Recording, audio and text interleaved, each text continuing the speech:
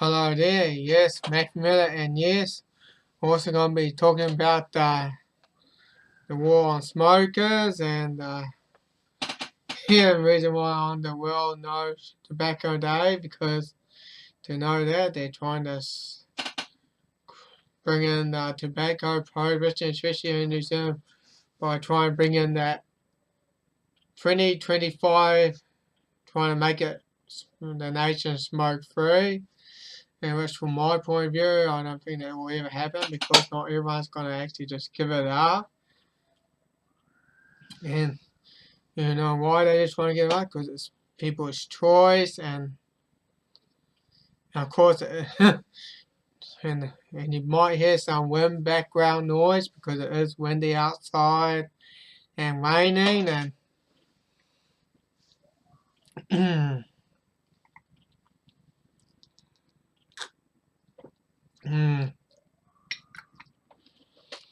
yeah, and just drinking out some barley grass, some probiotics. It just helps my optimal health, and yes, me, I'm also am a light smoker as well, and a social smoker. I do like smoking when I'm like at parties and that though, just having some fun in that though, for an enjoyment thing as well, yes.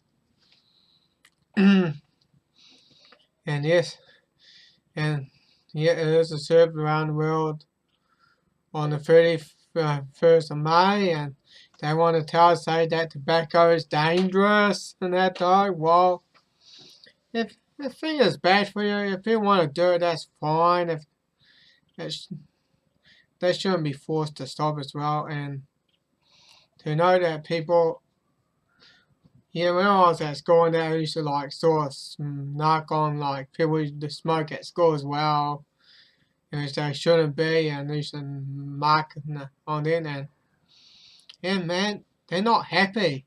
They're not happy if I do that because I'm probably infringing on their choices and their right to do so,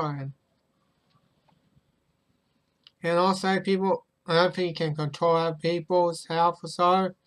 The only thing you can do is control your own. And that's the only thing you can probably do. And I wish I knew that early on. And because we've been so misinformed as well, that we need to stop people from making bad choices. Well, people are always going to make bad choices anyway, including myself as well. And but I also make some good choices. I also made some terrible choices as well. We all gonna make mistakes as well, and we shouldn't have the World Health Organization or the UN telling us what we ought to do as well. It's up to people to decide for their health. Health is their own responsibility.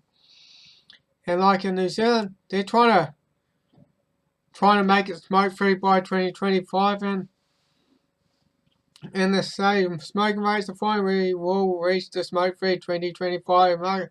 They're hoping they will do that. It's just, and that the cycle was like just over 3 years ago, and they're hoping they will actually, everyone will just hopefully give up smoking. They just hopefully they will just do that. But I don't think they will, because there will still be smokers as well, and yes, there may be people that will quit, and there will be people who will not quit. It's up for the people, not the government. The government should just back off. Do you know New Zealand, it's not your decision to tell us to our people. It's not our decision. It's not your decision. It's ours. The people should decide if they want to keep smoking or not, if they're a smoker. And people will decide if they want to take up smoking or not. It's up for the people. And the people are just so arrogant here. They think they'll hope they'll get there, because do you know what? Prohibition doesn't actually work, and which I'll get to that soon enough. And this city and restaurants try to smoke free out, yet they try to bring it, which I'll get to that soon enough. And yes, they're trying to ban smoking and vaping around Queenstown beaches and stuff. They're trying to do that, or they probably already did. And as the government's hit to ban cars and that as well, and it's just ridiculous, people.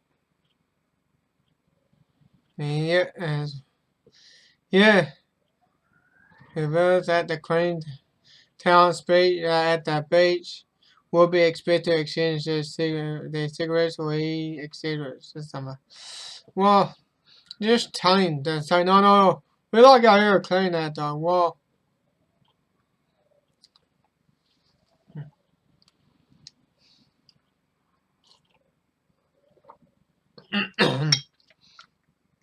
well, vaping is mildly offensive, yeah. I find that vaping is not as pleasant as I would like to, but I'm not going to tell a person to stop vaping just because I don't like what I do. I just go somewhere else. Yeah, just go somewhere else where there's no much vaping. Just go someplace else. And they're trying to make everything smoke free as well, and it's just ridiculous, people. And they say, well, you can smoke everywhere in France, he said, and he fought the strict New Zealand laws prohibiting the bars and restaurants, which I ain't going to get to that soon, and they're trying to turn this place into a hellhole as well, trying to take away our leisures and that though, and of course they want to ban it's just this ladies using this. Oh, look at all the dirty smokers. We found 10,000 butts on the beaches. Oh, it's not the smokers, it's the people that's littering and they're just using it as ammunition to push the ban. Ammunition. Well, smokers, if you don't want, then yeah, they will use. Do you know they will use the cigarette butts that you lit? They will use that as ammunition to push the ban. So it's probably best you find a nearby bin and make sure the cigarette is put out thoroughly so you don't risk of catching thing on fire. Yeah, of course. Do you know that the anti-tobacco movement is not new? It's something that is not new. Even Germany had tried to do that as well, especially in the 1930s, which I'm going to go to that as well. It's quite controversial, and yet it's called the anti-tobacco movement in Germany. in Germany, I'm not going to say the word. Yeah. Yeah, because they actually had tried to push saying trying to say that, oh, don't smoke, it's bad for you, and yet that's the tobacco eating up the person. Trying to tell you, no, don't do that, otherwise you're gonna be eaten by the big tobacco. Yep. And yet, because Hitler was actually a smoker, he liked to smoke about at least a pack a day or something, and oh, I said the H word. Yep, no, Mr. H has smoked at least from 25, yeah, he said it though, yeah, Mr. H. Yeah. Mr. H was a heavy smoker in his life. He used to smoke about 25 to 40 cigarettes daily. Wow. And and he says that, whoa. And he finds, oh man, that smoking is bad for us. It's hard to give it up, so we might well just try to prohibit it. And to find out, it didn't actually even work because they're trying to. And do you know what? The cigarette consumption, yeah. You know, it then just starts going up a bit as well.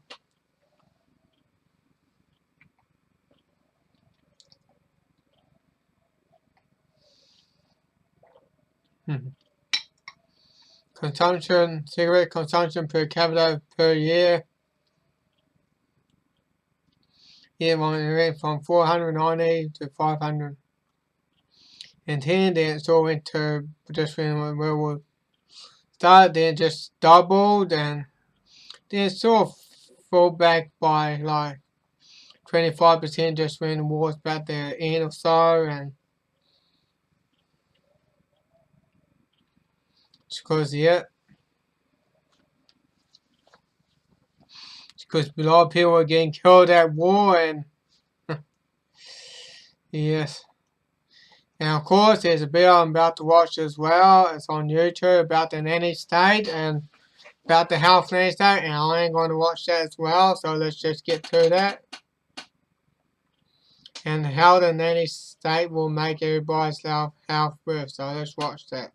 This is John Stuart Mill. You might know him from his book on liberty, in which he wrote, "The only purpose for which power can be rightfully exercised over any member of a civilized community against his will is to prevent harm to others. Yep. His own good, either physical or moral, is not a sufficient warrant." In 2 sentences, Mill describes the golden rule that underpins a tolerant, free and liberal society. People have different tastes and preferences. If we prevent people from doing what they want, we are probably going to make their lives worse. Yeah, if you're trying to tell them, say that, well, if you decide to take some things away from people, yeah, it may make their lives worse because it's their livelihood. That's what they do as well. And making somebody's life worse is immoral. It is also, in economic terms, inefficient. Worse. Doing what they want, people have different tastes and preferences. If we prevent people from doing what they want, we are probably going to make their lives worse.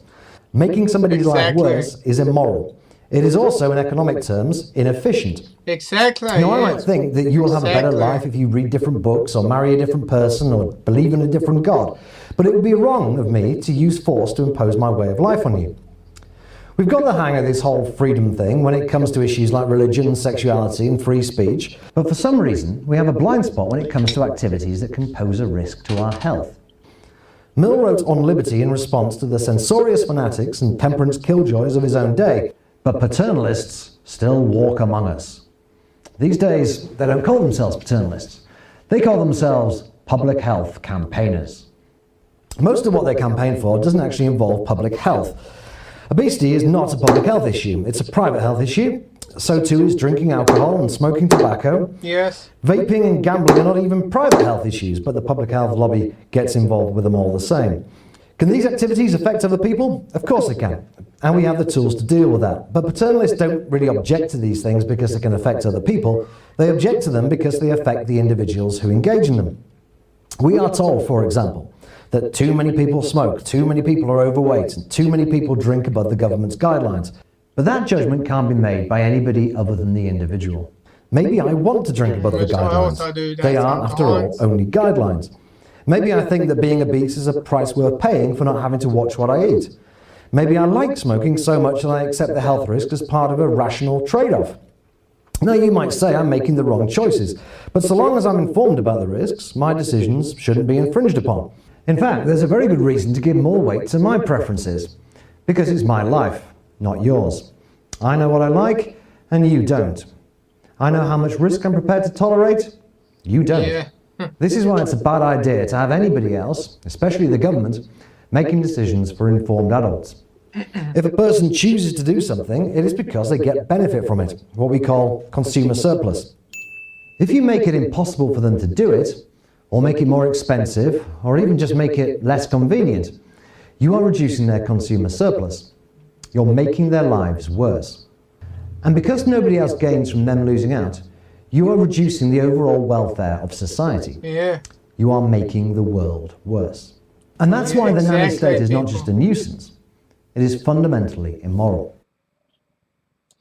Yeah, that's why when I like going to town, there's just no life there because the nanny state just destroys it all. And yet, and of course they're not gonna. Of course, the Australian government's not gonna stop there. And yet, they know they're actually trying to ban the outdoor smoking ban. And yet, of course, they actually had already banned smoking indoors back in 2004 here in New Zealand. And yet, they used them the tobacco in New Zealand have been subject to government regulation for over decades. On the 10th of December 2004, New Zealand became the third country in the world to make all indoor workplace, including bars and smoking restaurants, smoke-free. That's when they saw saying you can no longer smoke indoors, you can no longer smoke in bars, and that was done in 2004, and I think and looked like New Zealand had became the third country to do so as well, to ban smoking indoors, and now they're trying to tell it to ban around outdoors, people. It's just getting ridiculous. And it ain't gonna stop, people. It ain't gonna stop. Unless you people are gonna make them stop. And yet, of course, smoke-free environmental Act 99 was to prevent the effect of passive smoking on other people by restricting in workplaces and school. Yeah, any places in workplaces or school, and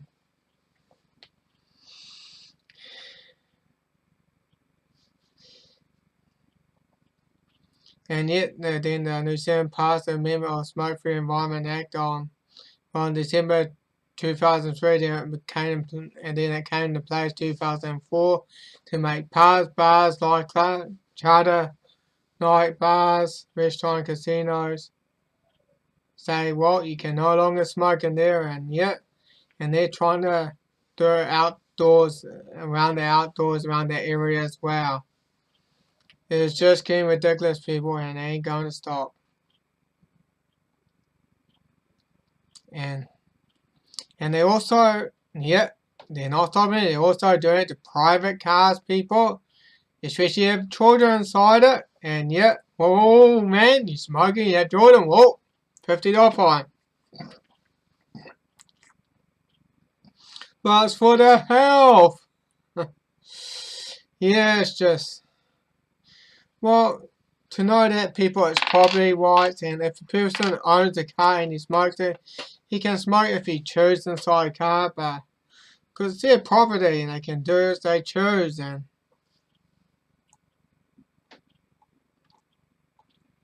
it's true, it's their property, and some children may not mind that the parents smoke, but there'll also be some children that may not like it, and maybe the parents should decide if they want to smoke in the car or not. And because there's smokers that also don't smoke in the car because it also makes the car smelly, and that's their choice also, and it always comes to the individual rights, people. It's the individual choice, and you're trying to ban smoking in the car if you had children under 18 in it. And yet it has all been passed now. Smoking in the same car as children now illegal after the bill passed Parliament. And yet, people, they know, and these are all the plain packages because they try to make smoking look boring. Because plain means it's dull and boring. And now the law makes the offence to smoke in a car where it's carrying anyone under 18. Well, that means they're gonna when they want to smoke, they're just gonna hide. And they're just gonna hide children as well, and they think it's just there to we just want to because we care about the children. Well, the government should not be deciding on people's health. It's just for the individual to decide on people's health. And I can remember they also have ads about it as well, and they'll say, it's there to keep our kids healthy and that though, and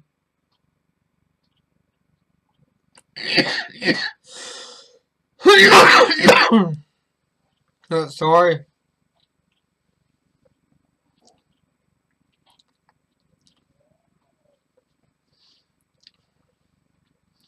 And they try and make it smoke-free 2025, and it's never going to work as well, and now is not only cigarettes but also vaping.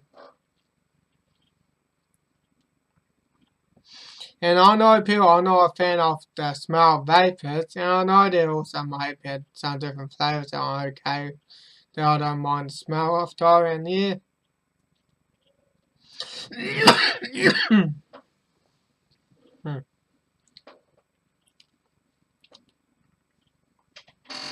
And yes, I know this has some health consequences as well as a health issue. And I just want people's rights to be protected, and yes, you should probably like. But as for the health, well, taking away people's right to do something means it's going to make people's lives worse anyway. And they want to achieve that smoke-free 2025. It's just never going to work. It's going to be a failure. And I know the government and that ain't going to like for me what I'm saying. Well, I'm going to say because I'm speaking my mind and I have a right to do so. It's freedom of speech and it's freedom of speech and you can speak your mind as you choose as well. And of course, on Change Law, they're also trying to they're trying to get petition to ban smoking in cars, which I ain't gonna sign. Because I know it's going to infringe on people's rights as well, and yeah, and yeah, secondhand, and they're just so all secondhand smoke, and they want to say it's hazardous as well. Well, sometimes I breathe it when I'm around it anyway, and I'm not too worried about it as well, and they already have passed laws over in the States as well, and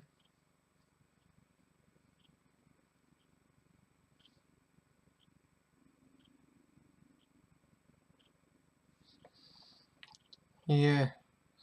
And they just want to tell us they're all healthy kids and that though, and it's all about, and it's also in the UK as well, and in the UK, and now, yeah, smoking ban and part bill to protect the precious while secondhand smoke. Well,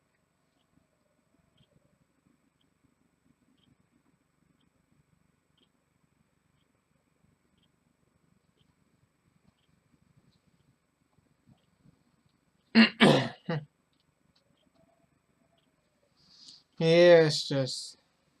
And now they got fines on Australia. Sometimes it depends what state you actually live in as well, or region, or province, or something.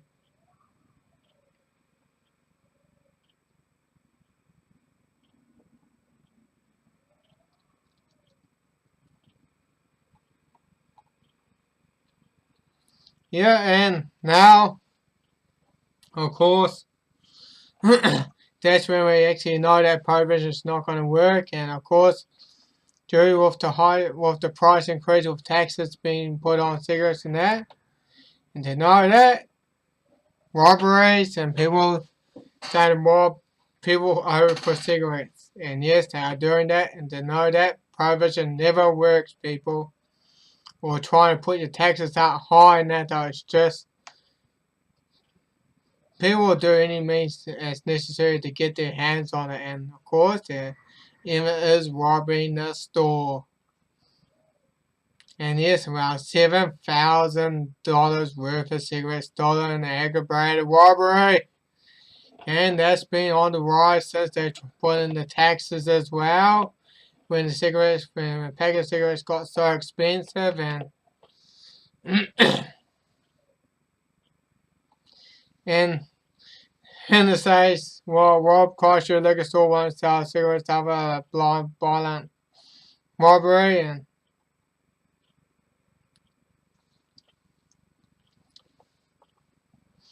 and people in near dairy robberies play for cigarette vending machines, and now they want to put vending machines so they can so they don't have to come in the store to get cigarettes robbing or something.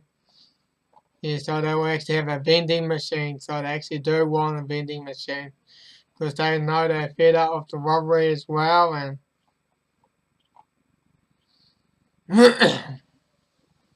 my solution: get rid of the tobacco excise tax. Get rid of it. Get rid of it. That way, there won't be as many robberies. But we want the smoke-free 2025 in New Zealand. Well, dump that idea. Dump it. It ain't gonna work. It ain't gonna work. Probably could say it one more time, but I know it ain't gonna work because prohibition never works. You can go back when the United States, when with the tobacco, with the alcohol prohibition, man, it never worked. Actually, crime had tripled, and the money was going to worse people, and the people who were making the alcohol were making huge profits. Yes, huge profits. And man,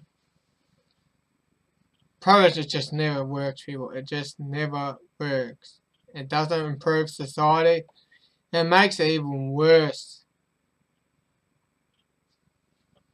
And to look at that here, and that's one thing I forgot. There was the Mississippi victim called for a tougher penalty, and yet the dairy owner had attacked the Mississippi as he tried to use his karate skill to fend off the attacker. Yeah, it's good to have some self-defense as well. That's why it's good to learn karate, learn martial arts, and that. It's not an evil thing. It's a it's like you learn self-defense though, and there's something that your children should learn as well. And because once you learn to defend yourself, you have security. You have security for yourself. And the thing is, when people learn how to defend themselves, lower crime. Crime goes, yeah, when there's a lot more people learning how to defend themselves, lower crime, yeah. Yeah, and crime will be lower.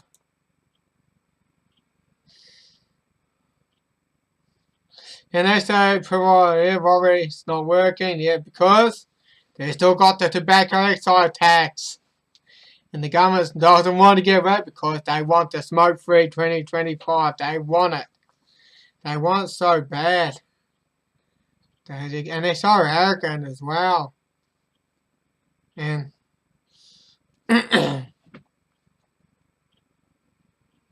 now I know some people are looking in the wrong place for solutions. They're not looking at how the taxes actually work, how it all works as well. And so let's move to here. And yeah, the 10% dairy gets for tax.